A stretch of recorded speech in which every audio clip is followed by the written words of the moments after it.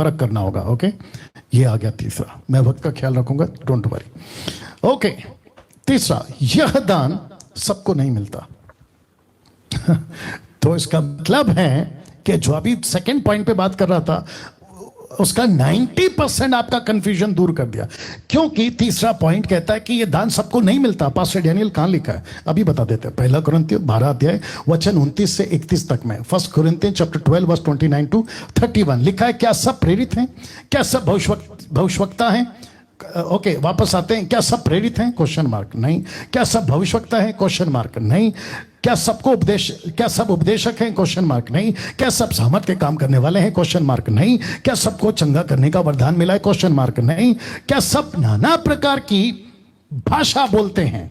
यहां भी प्लूरल है। क्या सब नाना प्रकार की, प्लूरल शब्द है, मतलब बहुत सारी भाषा बोलते हैं? Question mark. नहीं।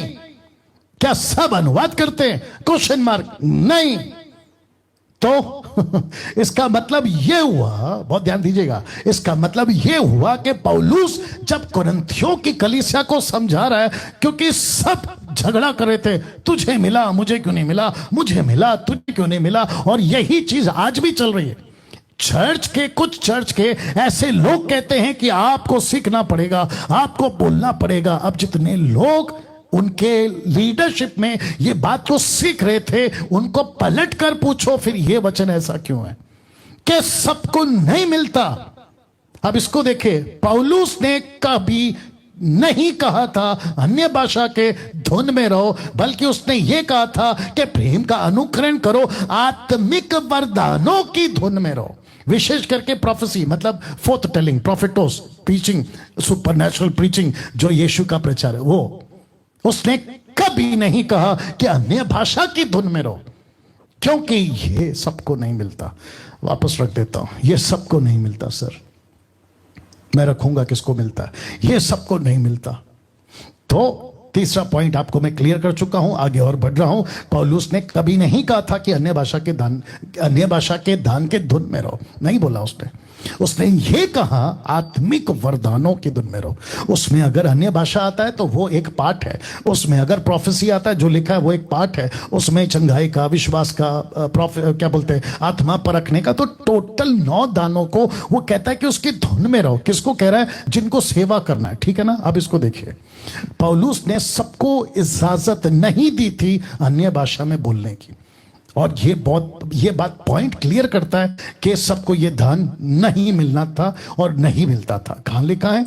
इसी के 14 के 27 में, पहला कुरिन्थियों 14 का 27 में लिखता है, यदि अन्य भाषा में बातें करनी हो तो दो या बहुत हो तो 3 जन बारी बारी बोले और एक व्यक्ति अनुवाद करे। अब बताइए, तो पहला कुरिन्थियों 14 का 2 का तो आगे तो वैसे क्लियर किया हो, लेकिन यहां तो और भी क्लियर हो रहा है कि एक भी व्यक्ति जो बात करता है ग्लोसा, उसकी अनुवाद होना कंपलसरी है, मतलब होना ही चाहिए। अगर कोई अनुवाद नहीं करता है तो इसी का आगे का वचन कहता है वो कलीसिया में चुप रहे, जो मैं आगे रखूंगा, मतलब अलग पॉइंट है उसका। अब इसको देखिए, पहला कुरिन्थियों उसका 12 का 8 से 10 तक में मैं आपको बताता हूं कि सबको नहीं मिलता। तो कॉन्टेक्स्ट में देख लेना कैसे है। ये आपको पढ़ने में नहीं मिलेगा, यहां आपको पढ़ने में नहीं मिलेगा कि सबको यह दान मिलता है। कैसे, ये देख लीजिए। तो 8 से 10 तक पढ़ने जा रहा हूं, क्योंकि एक को रेड पे आत्मा के द्वारा बुद्धि की बातें दी जाती है, दूसरे को उसी आत्मा के अनुसार ज्ञान की बातें, किसी को नॉट सबको उसी आत्मा से विश्वास, किसी को एक आत्मा से चंगा करने का वरदान मिलता है।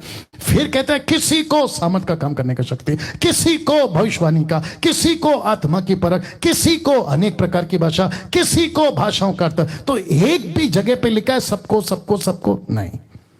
अब बताइए, तो मेरा तीसरा पॉइंट क्या है? ये दान सबको नहीं मिलता। अब इसको देखिए, अन्य भाषा के दान का एक ही मकसद था जिसको प्रभु देता था।